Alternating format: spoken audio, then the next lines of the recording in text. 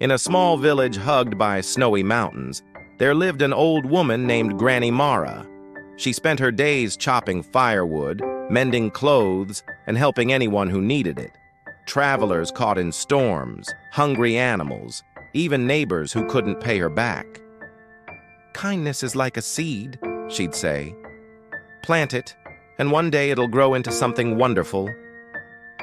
One icy evening, as snow whipped through the air, a tired stranger knocked on her door.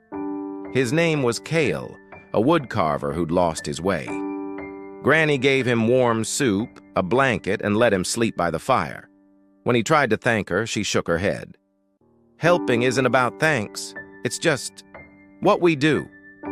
The next morning, Kale was gone, but he left behind a beautiful black flute on her table with a note. "Blow this when you're in trouble. It'll call for help." Granny smiled and tucked the flute into her sewing basket. "What a curious gift," she said. Weeks later, a terrible blizzard roared into the village. Snow buried roads and the wind howled like a wolf. Granny was carrying firewood to her shed when her roof cracked and crashed down, trapping her underneath. Her leg was stuck and the cold bit her skin.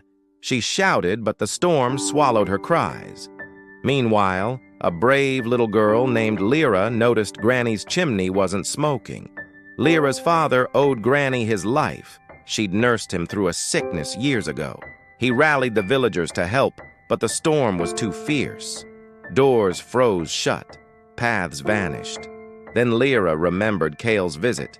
She sneaked into Granny's cottage, dug through the sewing basket, and found the flute. With frozen fingers, she blew into it. A high, clear note rang out, cutting through the wind like a bell. Miles away, Kale, now safe in a miner's camp, heard the sound. He'd hidden a special stone inside the flute that only miners could hear. "That's Granny's flute," he cried.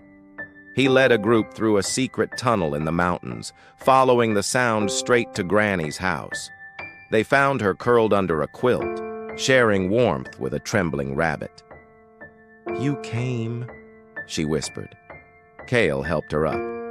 "You fed me when I had nothing. Of course I came." After the storm, the village rebuilt. Granny hung the flute by her window, where it chimed softly in the breeze. When travelers asked about it, she'd say, "It's a reminder. When you help others, it's like planting a seed. One day, that seed grows into something good that comes back to you." And so, whenever someone in the village hesitated to lend a hand, the children would shout, "Remember the flute!" Because kindness wasn't just a choice, it was a song that never ended.